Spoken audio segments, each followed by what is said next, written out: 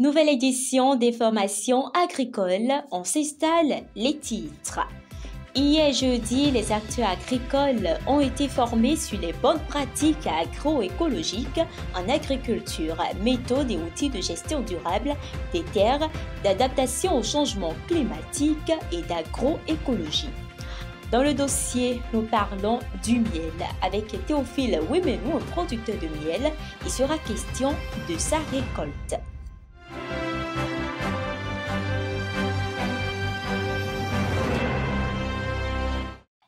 Chère population de Kétou, ce week-end sera très agréable pour vous. C'est du moins ce que annonce la météo. La température sera comprise entre 37 degrés Celsius et 39 degrés Celsius.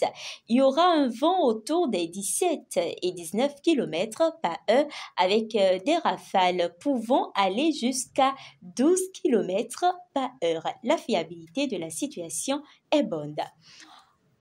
En bref, ce jeudi 7 décembre 2023, l'ONG Kandiano a organisé un cadre de concertation à Parakou dédié aux acteurs des filières Bonzou et Kassouli. L'objectif est d'explorer les défis actuels de ces filières tout en évaluant les risques et opportunités. Bien que présentant un potentiel sous-exploité dans le paysage agricole, ces filières demeurent moins organisées comparativement à celles ananas, soja, etc., malgré les efforts notables du gouvernement béninois pour valoriser l'ensemble des filières agricoles. L'Association des jeunes agriculteurs modernes du Bénin, AJAM Bénin, a organisé du 7 au 9 décembre 2023, placé sous le thème « Quelle stratégie efficace pour l'entrepreneuriat agricole des jeunes au Bénin ?» Cette troisième édition de la Journée nationale des jeunes agriculteurs a connu son prologue à Abomey ce mercredi 7 décembre 2023. Organisée par l'Association des jeunes agriculteurs modernes du Bénin, elle a connu la présence de plusieurs jeunes. C'est toujours un plaisir pour nous de nous retrouver et ce plaisir ne va que plus grandissant que d'habitude pour toujours. Je nous souhaite que cette fois-ci soit plus attractive qu'avant. Je souhaite aussi que les activités qui vont se dérouler au cours de cette festivité puissent bien se dérouler et que ça puisse porter des fleurs qui demain nous donneront des fruits à consommer. Merci. Et sur ce, je déclare lancer la foire agricole JNJA de cette année 2023. Cette première journée a été meublée de plusieurs activités.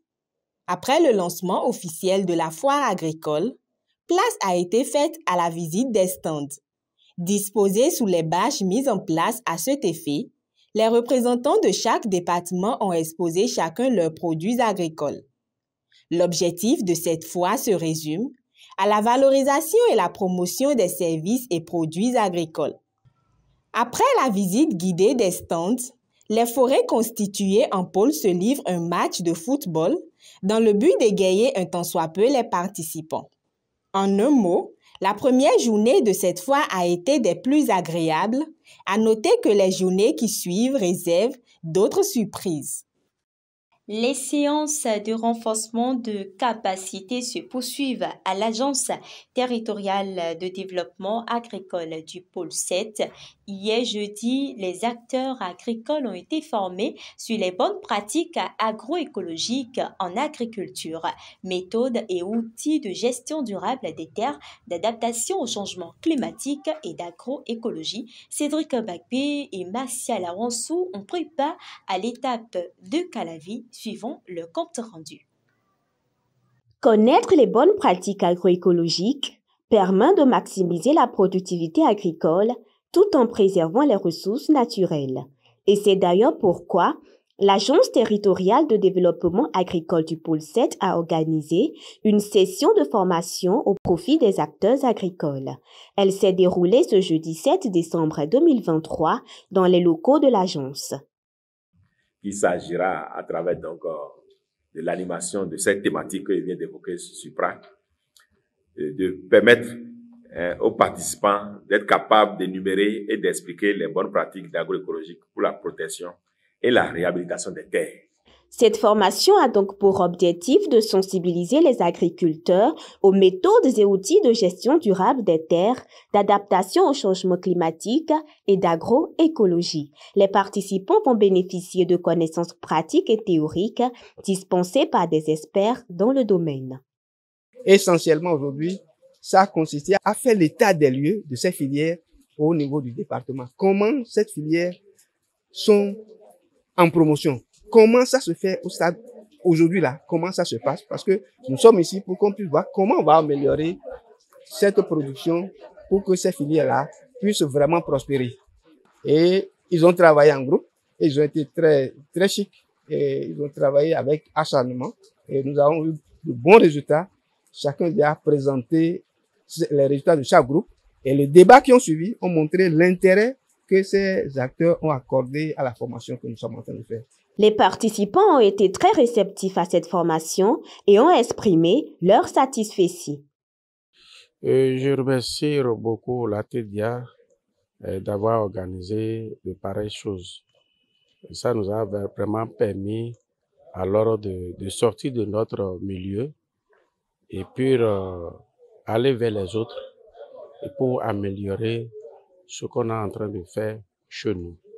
En adoptant des pratiques agroécologiques, les agriculteurs peuvent contribuer à la préservation de l'environnement tout en améliorant leur productivité et leur résilience face aux aléas climatiques, d'où toute l'importance d'une telle initiative.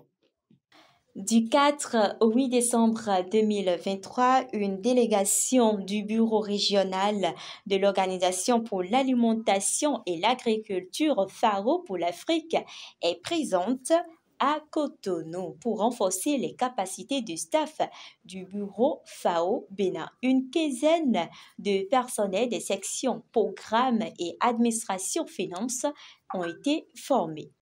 36 entreprises françaises des secteurs agriculture, agroalimentaire, ville durable sont en visite de travail au Bénin. L'objectif, investir au Bénin et participer à la création d'entreprises franco-béninoises créatrices d'emplois et de valeur ajoutée. Les coopératives agricoles d'aménagement rural sont des sociétés coopératives à plusieurs vocations dans la transformation, la conservation et la vente, etc. Dans cette séquence qui va suivre, nous abordons la question de la coopérative d'aménagement agricole et le rôle de la direction de la législation rurale dans sa gestion. Les coopératives d'aménagement agricole sont des coopératives qui sont nées au lendemain des indépendances, à la faveur de la loi 61-26.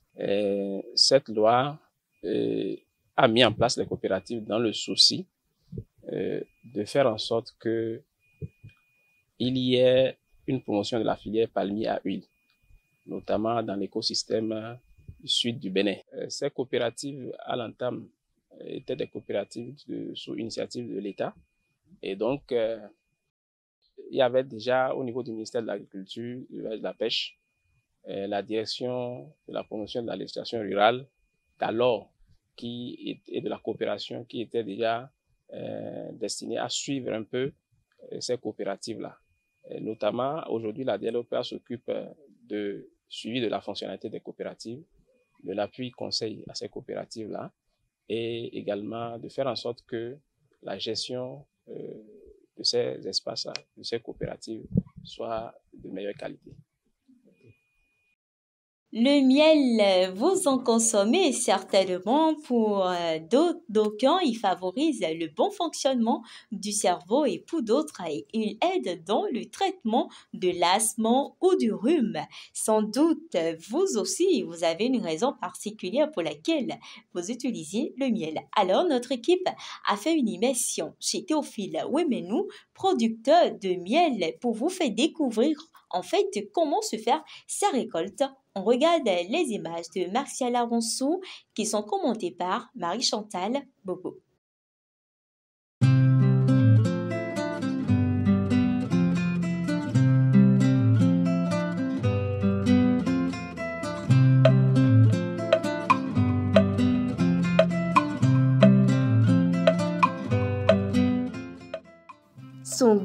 irrésistible. Il franchit vos lèvres et vous tombez sous son charme et son arôme de fleurs. Le miel, connu pour son aspect liquide et homogène, est consommé à plusieurs fins. Sa production exige un certain nombre de conditions. D'abord, il faut un environnement qui s'y prête, c'est-à-dire que vous avez soit une forêt ou bien une plantation. Et deuxièmement, il faut les ruches. Alors ici, nous avons des ruches en bois d'iroko, parce qu'il a été démontré que les abeilles apprécient beaucoup le bois d'iroko. Et nos ruches, alors, ont été construites dans le bois d'iroko. Après, nous avons installé les ruches.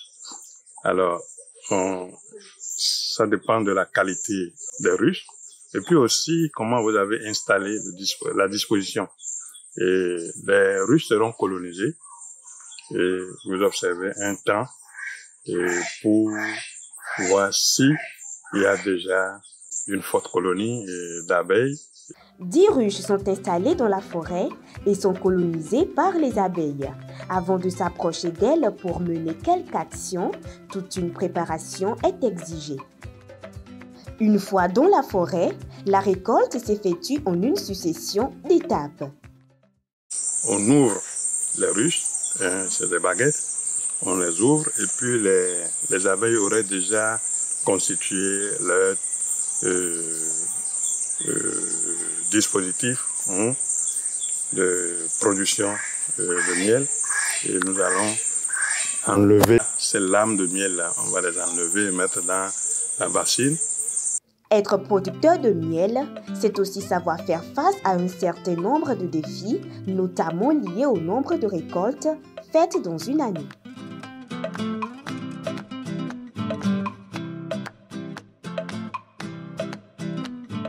Chez nous, on atteint jusqu'à une année. Et parfois, nous allons dans des ruches où nous voyons que les abeilles ont déjà presque tout bouffé elles-mêmes.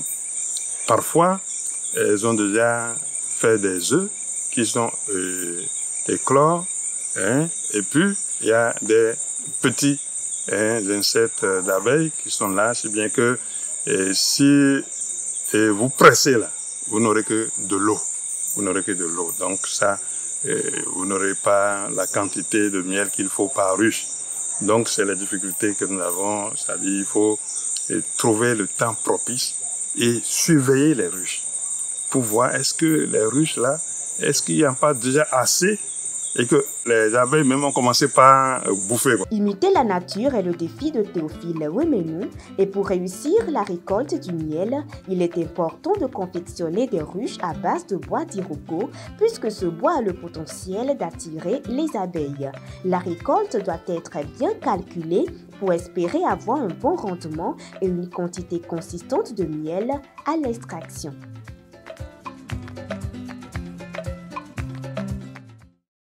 On ouvre la page consacrée à l'information internationale. Le projet ECRA coanime depuis le 4 au 10 décembre 2023 prochain à Saly, Sénégal, un atelier régional sur le thème « Développer des expertises en modélisation de culture pour les stratégies d'adaptation aux risques climatiques en Afrique subsaharienne ».